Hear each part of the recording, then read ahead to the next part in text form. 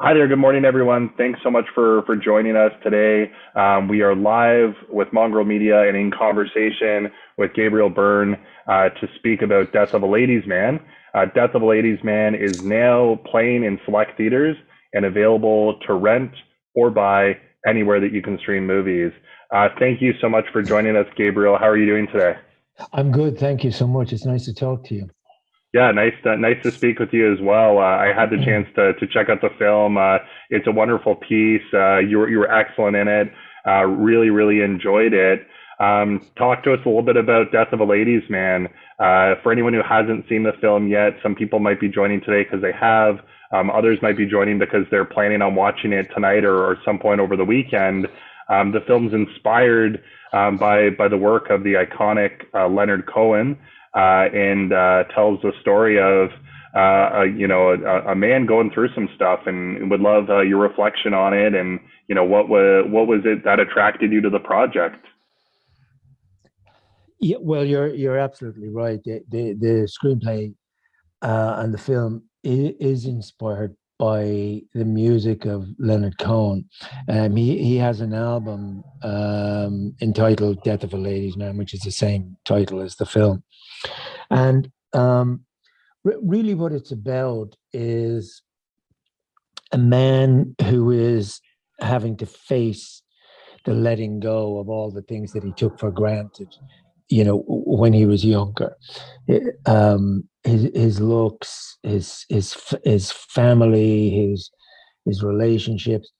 Um, he's lived a kind of a selfish life. He hasn't really paid a great deal of attention to the things that truly matter in life. And now that he's fronted with his own mortality, life becomes very focused in a way that it hadn't before.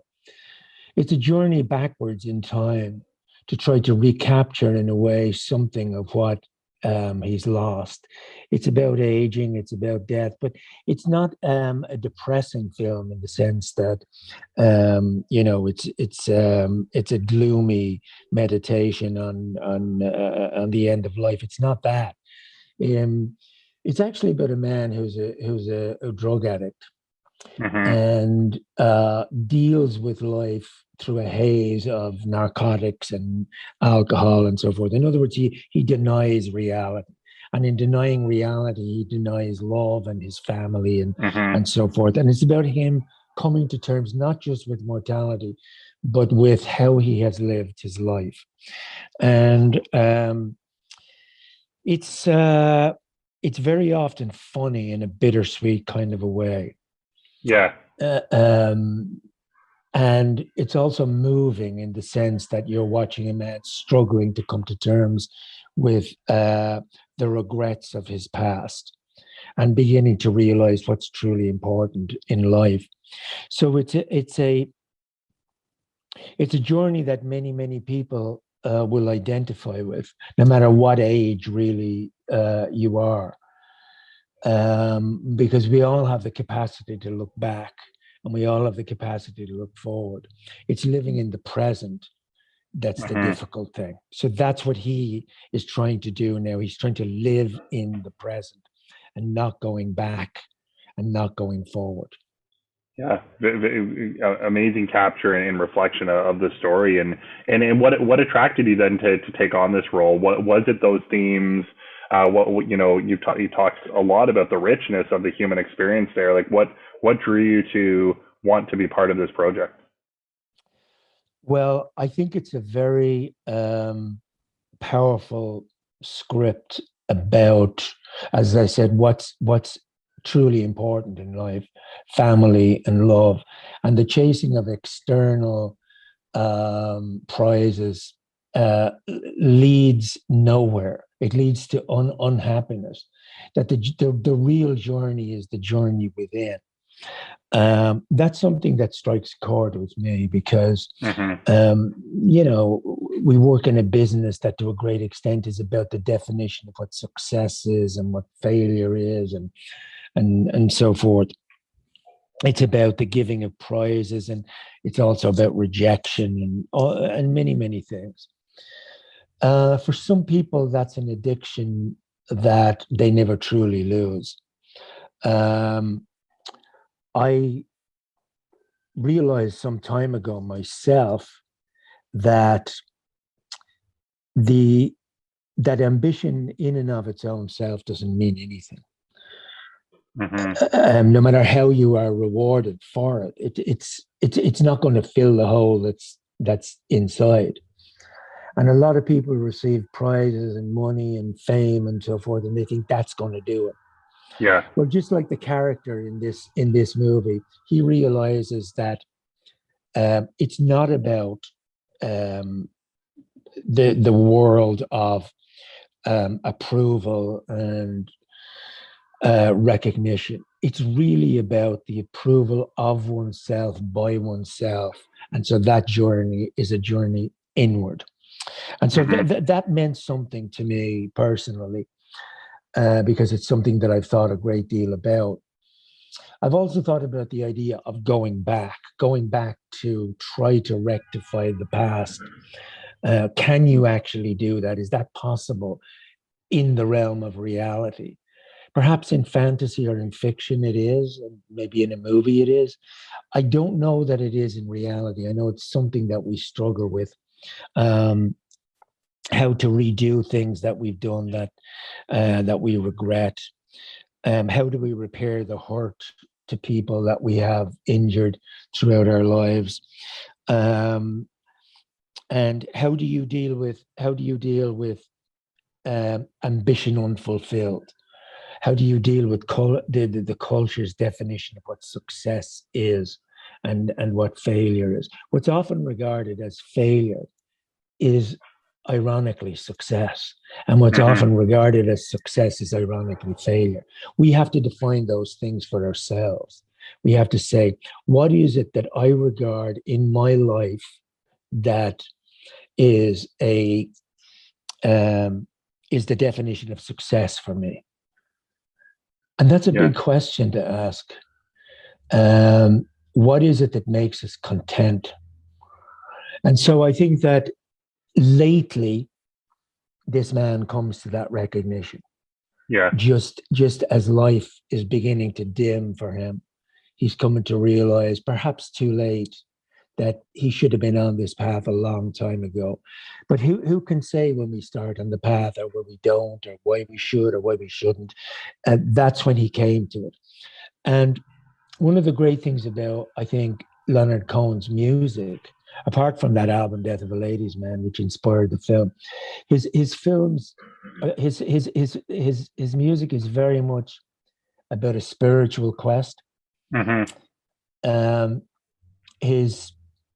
It's about longing and loss and yearning, and it's also about the battle, the battle to have faith. Not necessarily religious faith, but to have faith in oneself and to have faith in the world around them. So underneath all of Leonard Cohen's music, from the very beginning, is this sense of a man struggling to come to a place where he will find answers. The paradox is, I think that I don't know that Leonard Cohen or anybody ever finds the definitive answers to anything. The journey is what it's about. The struggle is what it's about. And certainly inherent in the title, A Ladies' Man, and all that implies, is, as Cohen and I think as the script points out, that is an illusory quest. Yeah. You know, so it's a deeper film than just the outline of the story. A guy goes to his doctor, he gets a terminal diagnosis. He starts to try and repair his life. Simply, that's the plot. But like any song or any book or anything that's worthwhile, it's what's underneath it that's important. If that's not too long an answer to your question. No, it's an incredible answer, and you touched on so much there. But I think one of the things that just really pops out as you're talking about that, and it really shows for anyone who has seen the film or is on their way to do so. There's so many. The main character Samuel O'Shea, played by yourself, as you said, finds out diagnosed with cancer, is going to go on a bit of a quest on self discovery and arrive at some of those answers himself. But there's so many characters, both the real characters in his life and the fictional, Frankenstein, for instance, Mm-hmm. Mm-hmm. that are coming to bear. But in some ways, it's Samuel going through this in himself, and the film does a really nice juxtaposition of that because there's so many relationships with others, but ultimately, to you said it so much more eloquently than I'll repeat it, but to be able for one to kind of decide those things for himself and to learn that in themselves is really powerful. Yeah, and he slips in and out of fantasy and Yeah, reality, seeing the world as he would like to see it and the world as it actually is. And I think we can all identify that. We all want to see the world in a particular way, but it's the clash between desire and reality and yeah, fantasy and reality.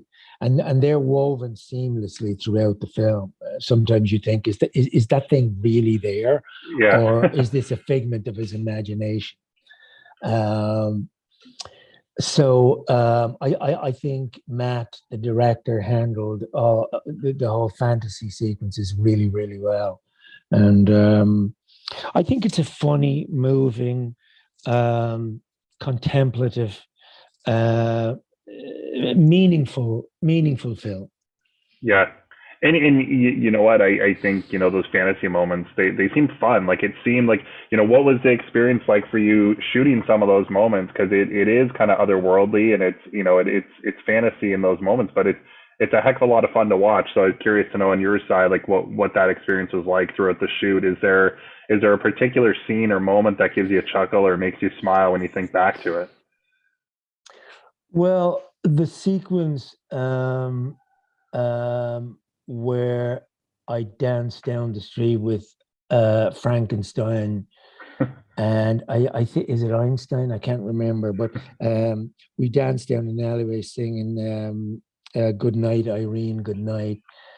That was kind of memorable because in one of the takes, I just looked and I thought to myself, "Here I am in a back alley in Toronto, um, dancing down 3 o'clock in the morning with Frankenstein." Um, and thinking to myself, God, this is kind of crazy. And there's a character in it called the Tiger Lady, who is Hmm. she's a she, um, she's a bodybuilder Hmm. with the most astonishing physique, um, and who has a tiger's head, but her body is absolutely astonishing. And I remember the day, the first day she walked on the set, people could not believe that a person's body could look so defined and so um, worked out, that when she flexed her muscle, it was like you just the arm muscle was astonishing. And not to mention the legs, or Yeah. the waist. She was astonishing. Yeah. And so when I said to Matt, I don't want to see her before I see her in the film. I want to just see her when I'm supposed to see her. So when I walked into the restaurant and she plays the maitre d' with a tiger's head on her and a bikini, I had no idea what she was going to be like. And the first take we had to scrap because when I walked around the corner, I saw her and went, Jesus Christ, what?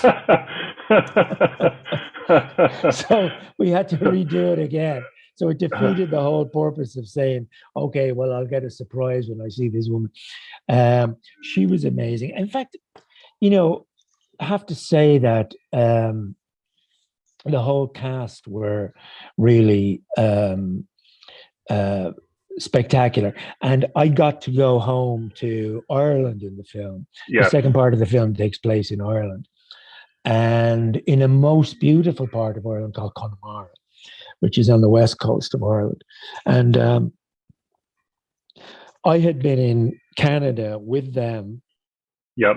and they were showing me Canada and, you know, Montreal. And I loved Montreal because Montreal felt very much, I felt very much at home in Montreal. There's some cities you don't feel at home in. You just think, okay, well, this is what it is, and, you know, make the best of it. But I don't know what it is about that place. It's the people, obviously, to a great extent, but it's also the physicality and the geography of the town, the way it's laid out. It's an intimate town, yet it's a city. I felt totally at home there, and I got to know it pretty well. And so the Canadian crew were saying, "Oh yeah, and you should go here, and you should go," and then they all came to Ireland, Yeah. and I got to Pressure's see it. on. Yeah. Yeah, so I got to see Ireland through their eyes, which was wonderful for me. Not only to just be back home filming, but to see my country through their eyes, and they loved the experience. They loved as much as I did filming in Montreal, and it was by and large an extremely happy working working experience. And needless to say, the Canadian and the Irish crew bonded very much together. Yeah, yeah. No, sounds like an amazing experience, and to have that moment to be somewhere that you're experiencing with local Canadians, and then to get to repay the favor sounds Yes, very yes, memorable, right? That's very yes, very cool, absolutely. and the scenery, like Ireland's a beautiful country, and the scenes in the film really just showcase that. It's the most beautiful green in the world, I think, exists in Ireland. So Well, there's got to be some payoff for the rain for sure. But yeah. um, I was just thinking to myself yesterday. I was out for a walk where I live here in Maine, and it's spring is beginning to um, materialize. And I was thinking to myself, on a spring or an early summer's day, there is absolutely on a fine day, there's absolutely nowhere like Ireland. Yeah, The, yeah, the, the light and the beauty of the landscape. It's unforgettable, really. That's not to say that there aren't so many other more beautiful places around the world. There are, but of course, nothing yeah, quite like the unique beauty of that countryside. And of course, like in Montreal, it's the people that make a place, you know. totally, totally. Um, so a nice segue from there, the people that make the place. The film, in so many ways is also a family story, and Mm. what your character goes through, having some visions of his father and getting some reconciliations around the relationship he has with his mother. Talk to us a little bit about that. Like it in a character, obviously in his own right, his first wife, children. Like there's so much going on there. It is a family exploration as well in so many ways. It is, yes, it is. Well, one of the great things, I suppose, about the world of fiction is that um, anything is possible, Yes. and the character gets to meet the ghost of his father, but not like a scary kind of whoa ghost, but the father's just sitting there. He Yeah. comes in one night, and the father's sitting at the table. And my own father died quite a few years ago, and it's a funny thing that I think of him more now that he's gone than I ever did when he was alive. I took him for granted when he was Mhm. alive, as we often do. Mhm. And I never really, I listened to him, but I never really heard what he was saying. And it's only now many, many years afterwards that the things that he said to me reverberate. And I think, oh God, he was telling me that. He was actually saying, watch out for that, or, do this. But of course, when you're young and your father's talking to you, you're not primed to listen. Yeah. But when he meets the ghost of his father, the father is a caring, concerned ghost. And the character that I play is absolutely lost. So the father from beyond the grave, the ghost of the father, anchors the son. Yeah. And there's a lovely scene where I think it's the first scene where Samuel comes in and he's drunk and he's just getting over the fact that his father's sitting at the table, and the father just puts his arm around him and leads him, you know, to the stairs to go to sleep. Says, Mm-hmm. come on, get some sleep. So the father takes care of him, not just spiritually, but he takes care of him physically. And that journey with the father goes to the very, very end of life. Mm-hmm. And where he gets to ask the father, what's it like to be dead? Yeah. Yeah. What is death? And the father is not like a loquacious philosophical, guide to the next world. He just says, well, it's, in fact, he's given the impression that it's quite ordinary. Yeah. And that the transition between life and death is not that gigantic. And as they walk up the hill towards wherever it is they're going, the father says to him, and you'll get to say hello to your mother, Mm-hmm. who's also died. So it deals with death and dying in a way that I think is very moving and very real. It's not sentimental. It's not, mournful or sorrowful. It's real. A way that we would like to think that that's the way you'd like to deal with it yourself, that it's not that gigantic a deal for oneself to pass through the doors into the next place. He comes to realize, as you point out, the importance of family and the Mm-hmm. importance of love. We like I was saying with my father, when I didn't hear what he was saying, we take the people we love and the people who are closest to us, we often take them for granted. Mm-hmm. And we take our families for granted a lot of the time. And it's sometimes, I think, necessary to stop and think what these people actually really truly mean, and to mark the moment, Yeah. not just have it as a fleeting thing of saying, oh yeah, like he's fine, yeah, but to actually think, what would the world be like if these people weren't in it? Yeah. Yeah. So it asks deep questions like that. It asks also, what's the nature of marriage? What does it Yeah. mean to be married? What do you have to give in order to be in a successful marriage? What does it mean to be a father? That's another big question that it asks too. Like there's Samuel's father, the ghost, but there's also Samuel the father to Yeah. his Himself. own Yeah. to his own children. And he tries his best, but he's a man who can't even really love himself. Mm-hmm. So the question is, can you really truly love another person if you can't really love yourself? I mean, there's no answers to any of those things, because Yeah. it's the individual who has to find the answer in a way. But it brings up the question, at least.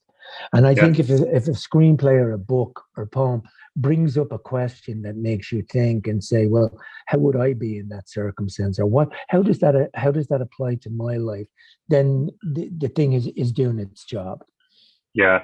Yeah. Well, it takes me back to off the top when we were just talking about like your impressions and the film itself and you're getting involved with it.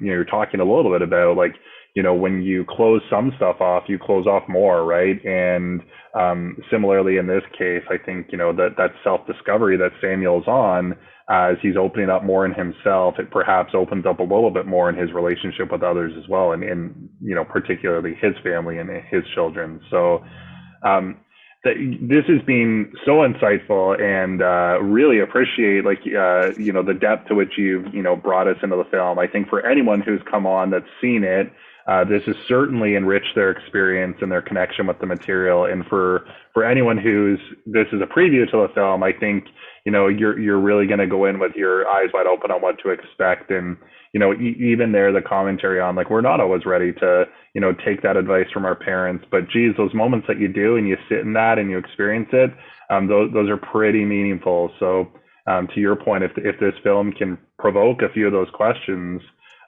that's a really amazing thing to walk away with. You've been so generous with your time. Maybe just one more. People are always curious, kind of. I know you've also released a book recently. What else are you working on, and what else are you excited about in your career right now? Well, I was really excited about the book, and it brought me into areas that are usually kind of restricted to an actor. Mm-hmm. It brought me into areas of discussion that I wouldn't normally be asked about. Not 100 miles away from the kind of thing we're talking about now. Yeah. Rather than just saying, the director was great and had a great experience. It's stuff beyond that. And the book was critically extremely well received, which was an enormous satisfaction to me. And people who have read it have been incredibly kind and generous in their comments. It's something that I'd always wanted to do, and I finally sat down and said, "What's the point of saying, next year, the year? There may not be a next year or a year after. Now is the time to do it."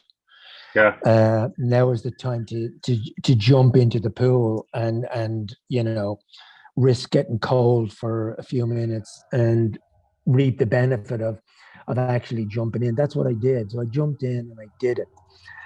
And I was nervous about putting it out because there's a lot of stuff in it that I would not necessarily have revealed otherwise.